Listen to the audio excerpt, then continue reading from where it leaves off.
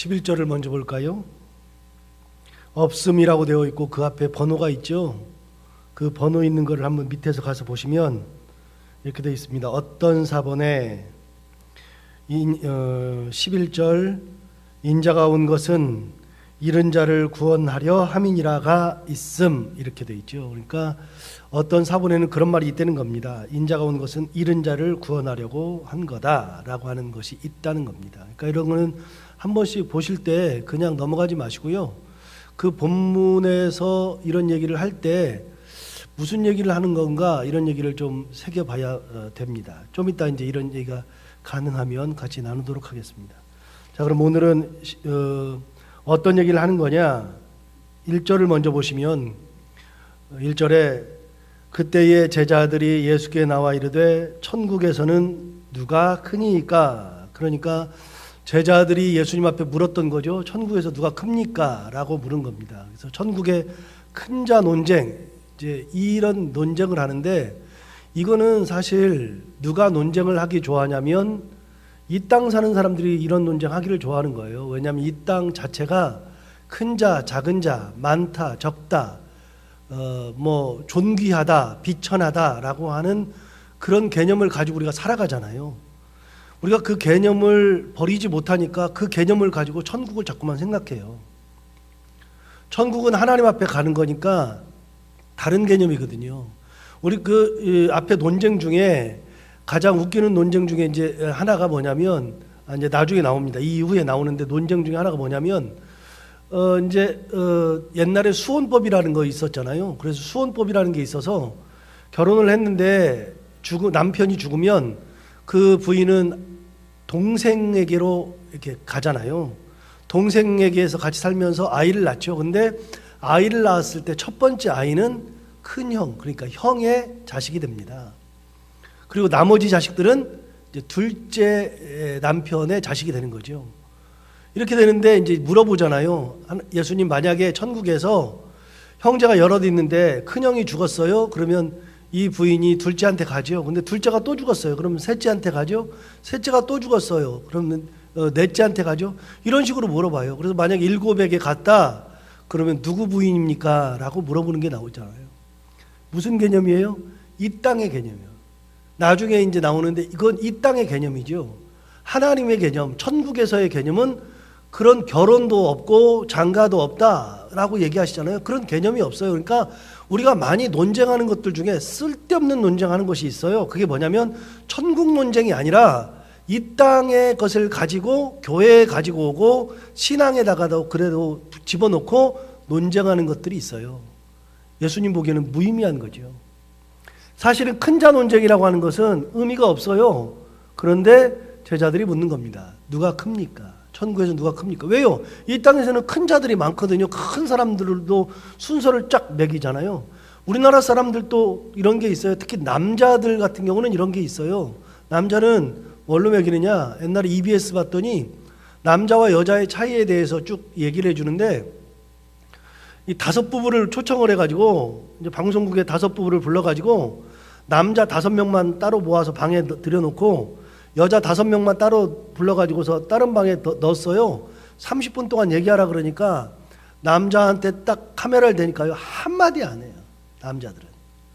그러더니 자기소개부터 합시다 그래서 소개하는데 꼭 뭐가 나오냐면 나이가 나와요. 나이가 나오니까 서열을 딱 정하더라고요. 남자들은. 남자는 서열 정하기를 아주 좋아해요. 여자들은요, 집어넣어가지고서 했는데 뭔 말을 하나 봤더니 뭐 소개합시다, 뭐 나이가 또 그런 거 없어요. 누군가 가져왔는데 핸드백을 하나 가져왔는데 저 핸드백 그러기 시작하는데 30분을 핸드백 얘기를 하는 거예요. 여자들. 이 언어 구조가 달라요. 생각하는 구조가. 제가 보면서 얼마나 낄낄거리고 웃었는지 몰라요. 야, 저렇게 다르구나. 근데 서열 정하기를 참 좋아해요. 이 사람들도 그렇고 동물들도 그렇죠. 예수님 앞에서는 의미 없는 건데 천국에서 누가 큽니까? 큰 자 논쟁을 벌이고 있죠. 예수님 뭐라 대답하나 볼까요? 2절 한번 보겠습니다. 예수께서 한 어린아이를 불러 그 가운데 세우시고 이르시되 진실로 너희에게 이르노니 너희가 돌이켜 어린아이들과 같이 되지 아니하면 결단코 천국에 들어가지 못하리라. 이렇게 얘기했습니다. 여러분, 어린아이들과 같이 되지 아니하면 결단코 천국에 들어가지 못한다 그랬는데 재밌지 않아요? 누가 큽니까 그랬는데 예수님은 뭐라 그랬어요? 크다는 말을 하기 전에 천국에는 어린아이와 같아야 들어간다. 무슨 말이에요? 먼저 뭐부터 들어가라? 천국부터 들어가야죠. 천국부터 들어가야지 큰 자든 작은 자든 얘기할 수 있겠죠. 그런데 천국에 갈 때 누가 들어가느냐? 어린아이와 같아야 들어간단 말이죠. 어린아이와 같은 그런 모습을 가지고 있어야 들어간단 말이죠. 바꿨어요. 천국에 들어가야지만 의미가 있는 거죠. 자, 4절 볼까요? 이제 4절에서 말씀하세요. 그러므로 누구든지 이 어린아이와 같이 자기를 낮추는 사람이 천국에서 큰 자니라. 그렇게 얘기했습니다. 천국에서 큰 자가 누가 큽니까? 그랬더니 애 데려다가 애를 데려놓고 이런 어린아이와 같아야 천국 간다 그러면서 뭐라 하냐면 어린아이와 같아야 천국에서 큰 자다. 자기를 낮추는 자가 큰 자다. 천국의 기준을 말씀해 주셨어요. 하나님 앞에서의 기준은 뭐냐면 자기를 낮추는 사람이 큰 자예요. 내가 높은 자리에 가 있다 그래서 큰 자가 아니고요. 이 땅에서 내가 뭘 많이 가지고 있다 그래서 큰 자가 아니고요. 천국에서 큰 자는 자기를 낮추는 사람이 큰 자라 그런 거예요. 그래서 우리는 이 땅을 살아가면서 낮추는 것이 예수님의 뜻이고 하나님의 뜻인 것을 알고 낮추면서 살아가야 되는 거예요. 이게 잘 안 돼요. 왜요? 이 땅을 살아가면서 우리는 이 땅이 가지고 있는 가치관을 가지고 살거든요. 이 땅이 가지고 있는 가치관들이 참 많아요. 현실 세계를 지배하고 있는, 하나님의 법이 아닌 현실 세계를 지배하고 있는 것들이 참 많죠. 그래서 우리는 항상 어떤 개념을 가지고 있냐면 많아야 돼. 많아야. 돈도 많이 있어야지 위대하고, 권력도 많아야지 위대하고, 명예도 많아야지 위대하고, 다 많아야 된다고 생각해요. 그래서 자꾸만 많이 가지려고 그래요. 그래서 여러분, 이 돈이라고 하는 것이요, 하나님 앞에서는 의미가 있기도 하고 없기도 하는데, 돈이라고 하는 것을 막 자꾸 가지려고 그러는데, 하나님 외에 성경은요, 돈은 만몬이라고 그랬어요. 돈은 만몬. 만몬이라고 하는 것은 신이었어요, 신. 그래서 나중에 그러냐, 하나님과 재물을 겸하여 섬길 수 없다 얘기하죠. 사람들이 재물을 섬겼어요. 그러니까 그걸 겸하여 섬길 수 없다고 말씀하실 정도로 사람들이 돈에 대해서 자꾸만 하고 살았어요. 여러분, 그럴 수밖에 없죠. 왜요? 이 땅이 뭐가 집이 아니면 돈이 집이 아니까. 돈에 자꾸 따라가니까 자꾸만 그렇게 해요. 근데 예수님은 그게 아니라 그랬어요. 하나님을 붙들고 있어야지 돈은 아니다. 그런데 우리가 이 땅을 살아가면서 경제적인 논리가 이 땅 사람들의 논리니까 나도 모르게 경제적인 논리대로 살아가요. 권력의 논리대로 살아가니까 권력의 논리가 있어야지만 된다고 생각하고 살아가요. 그런데 여러분, 교회에 딱 들어오는 순간은 다 뒤집어져야 돼요. 교회에서는 다 뒤집어지는 거예요. 완벽하게 뒤집어지는 거예요. 보세요. 예수님이 오셔가지고서 요한복음에 나와요. 요한복음에 보면 예수님께서 제자들을 불러 모아놓고서 저녁 식사를 하시다가 허리에다가 수건을 딱 동여 매시고 물을 떠다가 예수님이 뭐 하셨어요?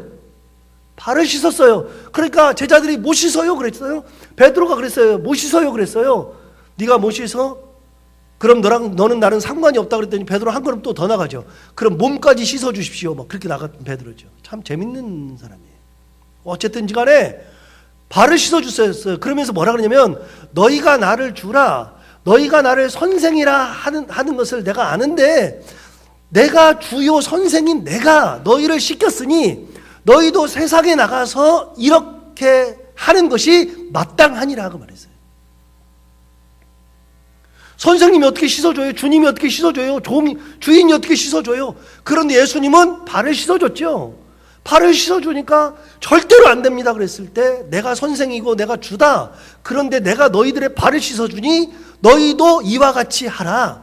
무슨 말이에요? 이 땅을 살아가는 동안에는 발을 씻기면서 살아가는 낮음의 삶을 살아가는 거예요. 섬김의 삶. 예수님이 낮아지셨죠. 예수님이 낮아지셨는데 우리는 높아지려고 그러면 교회에 다니는 의미가 없어요. 신앙생활을 제대로 해야 되려면, 신앙생활 제대로 하는 사람들은 낮아지고 낮아져서 발을 씻는 데까지 낮아지는 사람이 제대로 된 사람이야. 신앙생활 제대로 하는 거예요. 목사네 하고서 목사가 대접만 받으려고 그러면 잘못됐다고 해요. 누구한테 배웠냐? 후안 카롤리스 오르티즈. 제가 말씀드렸던, 제가 대학교 때 읽었던 후안 카롤리스 오르티즈라고 하는 목사님이 아르헨티나의 목사님인데, 그분이 쓴 책이 시리즈로 쭉 나와 있는데 그 책이 한 10권 돼요. 제가 대학 때 그 책을 읽으면서 얼마나 많은 은혜를 받았는지 몰라요. 대학 때, 대학생 때. 그러면서 그때 결심한 게 뭐냐? 나는 이분처럼 살아야지 그랬는데, 그분이 책에다가 써놨어요. 그분이 책에 써놓은 것이 정말 대단한 것들을 써놨어요. 그 내용들이, 제가 고등학교 때부터 예수를 믿었으니까 저한테 스승이 없어요. 멘토가 없다고요. 멘토가 없는데 누가 멘토냐? 그분이 멘토예요. 책을 읽다가 그분처럼 살아야 되겠다라고 생각하고서 그거를 막 읽었어요. 지금도 제 책상에 가면 있잖아요. 다른 책은 다 버려요. 여러분 아시는 분 계시겠지만 저는 책을요 막 버리는 성격이에요. 막 버려요. 3년 지났는데 안 읽는다? 그럼 그 책은 안 읽는다고 생각해서 버려요. 한 번 버릴 때 막 이만큼씩 버려요. 버린 책이 얼마나 많은지 몰라요. 지금은 책장을 채워놓으려고 잘 안 버리지만, 책이 별로 없으니까 안 버리지만, 지금 제가 버린 책은 지금 책장보다도 훨씬 더 많아요. 엄청 버렸어요. 다 버리는데요, 안 버리는 책들이 있어요. 그 책은 진짜로 안 버려요. 벌써 30년 됐어요. 30년 넘었잖아요. 그분도 그 말씀을 똑같이 하세요. 예수님의 법이 있는 사람들은 섬김의 자리에 나아간다. 마가복음 10장 45절인가요? 인자가 온 것은 섬기려 하고, 그렇게 얘기했잖아요. 섬김을 받으려 함이 아니라 도리어 섬기려 하고. 주님께서 답을 주셨잖아요. 주님의 답은 뭐예요? 섬기는 게 답이에요. 섬기는 게. 이 땅에 오신 것 자체가 섬기는 거죠. 누가 커요? 예수님처럼 살아야 큰 사람 아니에요? 예수님이 어떤 분이에요? 섬기러 오신 분이죠. 그럼 누가 커요? 예수님처럼 사는 사람, 섬기는 사람. 제가 우스갯소리로 얘기했지만, 제가 이 영락교에 있을 때 목사들이 28명이니까 그 중에서 28명이 서열이 쫙 있어요. 진짜 서열이 쫙 있어요. 나중에 제가 가장 높은 데도 올라갔다가 왔지만 2년 동안. 그런데 거기서 쓰는 용어가 이런 용어를 써요. 빠져가지고 이런 용어.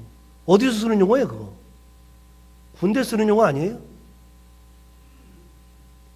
그런 용어 쓰고 밑에 사람만 시키고 막 그래요. 저는 1년차 때부터 막 싸웠어요. 그렇게 하면 안 된다고 말도 안 되는 짓을 한 거죠. 그러니까 미움을 얼마나 받아요. 1년 때부터 싸웠다고요. 7년차, 6년차 막 싸웠다고요. 이렇게 하는 게 어디가 있냐고. 예수님처럼 해야지. 교회가 목사들부터 예수님처럼 해야지. 어떻게 이렇게 하느냐고. 그랬는데 끝까지 그렇게 해요. 제가 선임 돼서는 다 바꿨잖아요. 7년차부터 한다. 6년차부터 한다. 밑에는 시키지 않는다. 그랬더니 중간중간에서요 다 시켜 먹어요. 제가 그렇게 해도 안 돼요. 제가 담임 목사라 그러면 바꿨겠지만 안 돼요. 그게. 여러분, 교회를 누가 지배해야 돼요? 주님이 지배해야죠. 뭐가 지배해야 돼요? 천국의 논리가 지배해야죠. 내가 먼저 섬김을 받는 것은 안 되는 거예요. 여기 얘기하잖아요. 낮추는 자, 자기를 낮추는 자가 천국에서 큰 자니라. 하나님 앞에 갔을 때 겸손하게 하고 섬기고 하고 그랬을 때 하나님께서 뭐라 그러냐면 너 진짜 큰 자다라고 말씀하시지 않겠어요?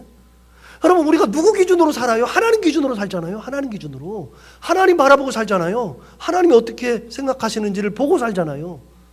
은혜가 어디 있는지를 보고 따라가는 거잖아요. 이 땅에서 아무리 많은 걸 가지고 있어도요, 하나님 앞에 갈 때 아니라 그러면 끝인 거예요. 천국에서 막으면 끝이에요. 4절 다시 한번 볼까요? 4절. 그러므로 누구든지 이 어린아이와 같이 자기를 낮추는 사람이 천국에서 큰 자니라. 예, 낮추는 사람이 천국에서 큰 자예요. 낮춰야 된다는 거예요. 자, 5절 보겠습니다.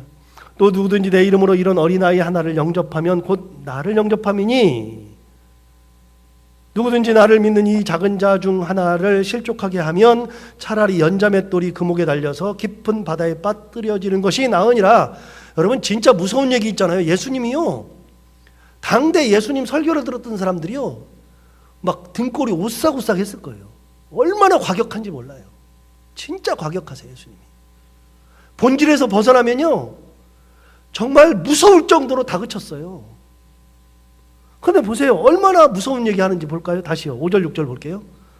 또 누구든지 내 이름으로 이런 어린아이 하나를 영접하면 곧 나를 영접함이니 누구든지 나를 믿는 이 작은 자 중 하나를 실족하게 하면 차라리 연자맷돌이 그 목에 달려서 깊은 바다에 빠뜨려지는 것이 나으니라. 여러분, 실족하게 하면 어떡하라고요? 연자맷돌 메고 바다에 빠지라고요. 자, 나와요, 못 나와요? 못 나와요.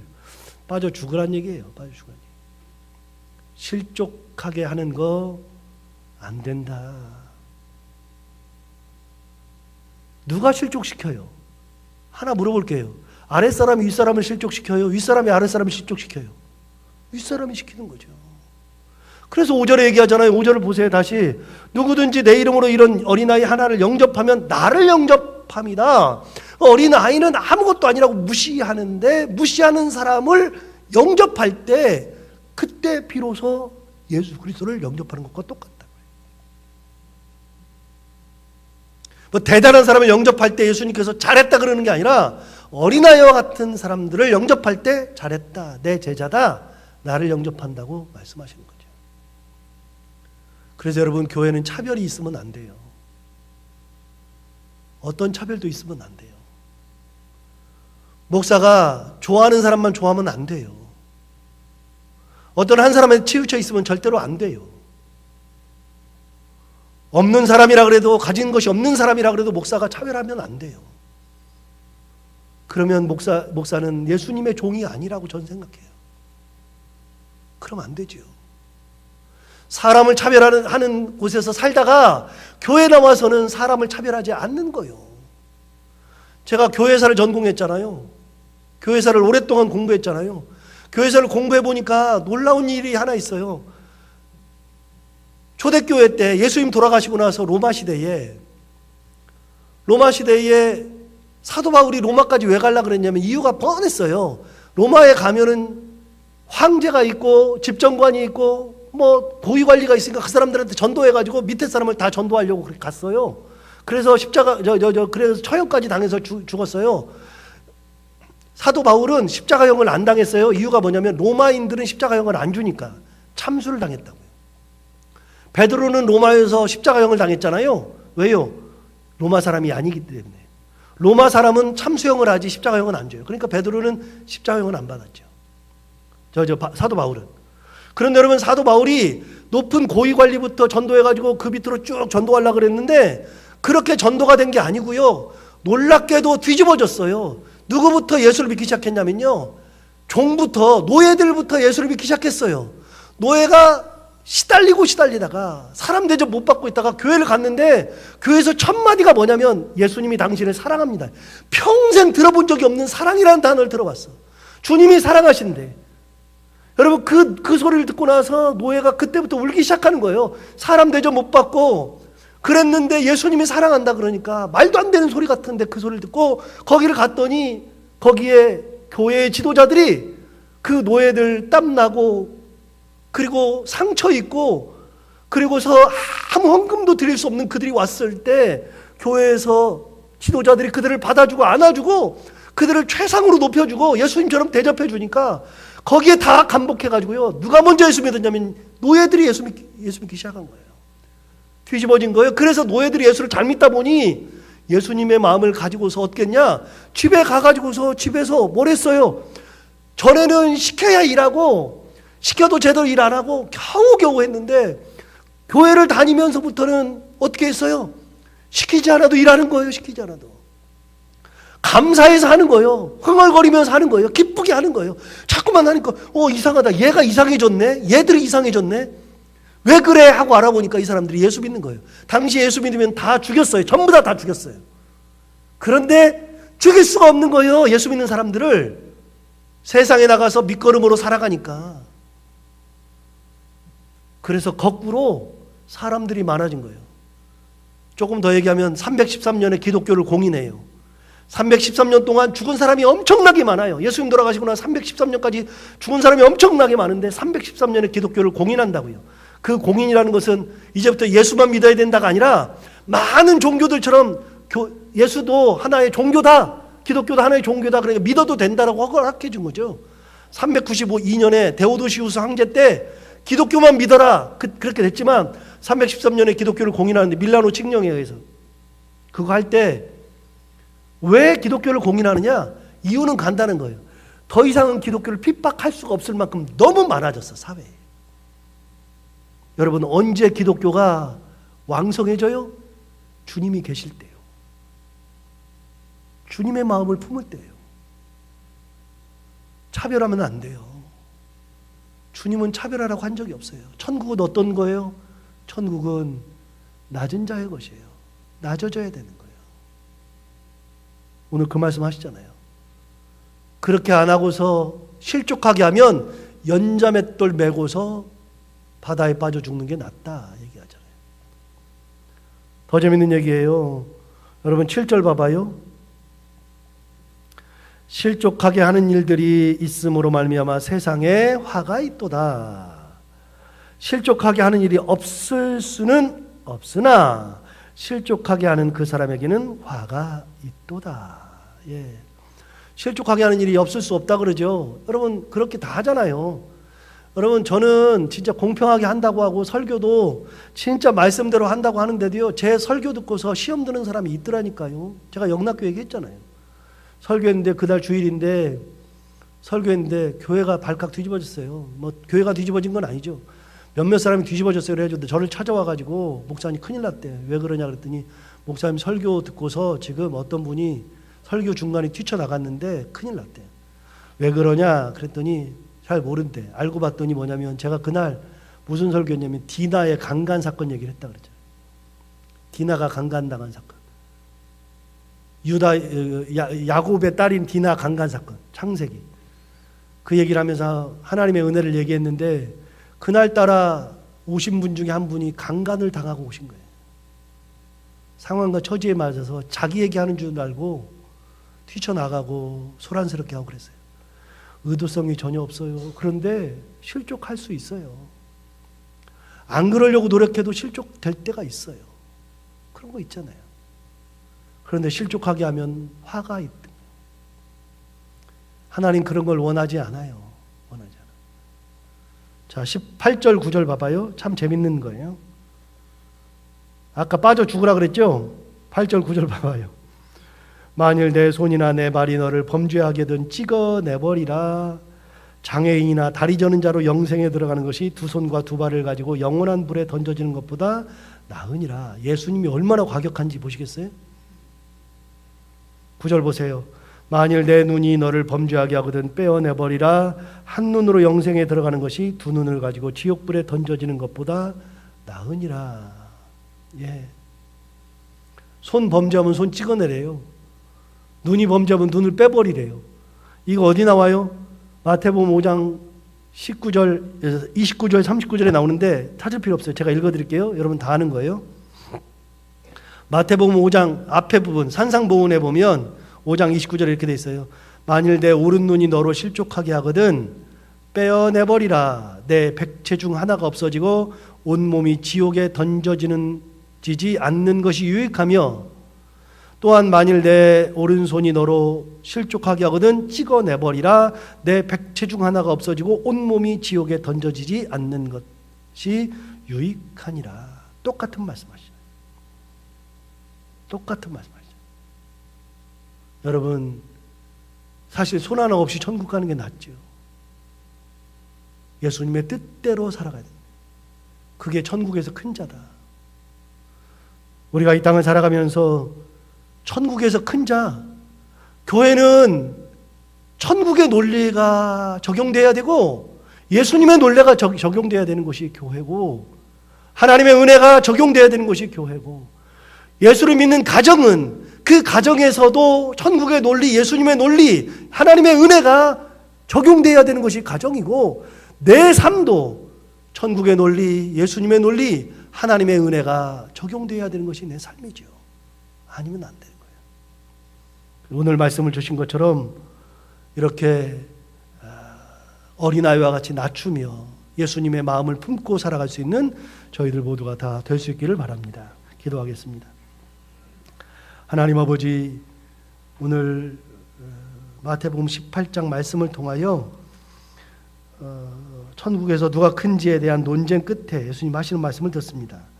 진짜 과격하게 하시는 말씀 같지만 그것이 바로 천국이라는 것을 말씀해 주십니다. 하나님 아버지, 이 땅의 논리를 가지고서 살지 않게 하여 주옵시고, 하나님 아버지, 세상에서 우리가 상처를 입어도 교회에 와서는 하나님의 위로, 예수님의 사랑 가운데에 감사하고 기쁨이 넘치는 삶을 가지고 돌아갈 수 있도록 교회가 그런 교회들이 다 되게 하여 주옵시고, 그런 가정을 만들게 하여 주옵시고, 우리가 예수 믿은 지가 오래되었는데 예수를 제대로 믿으면서 낮은 자리에 내려가고 섬기는 자리에 내려가고 예수님과 같은 마음으로 살아갈 수 있는 믿음의 삶을 살아가는 저희들 모두가 다 되게 하여 주옵소서.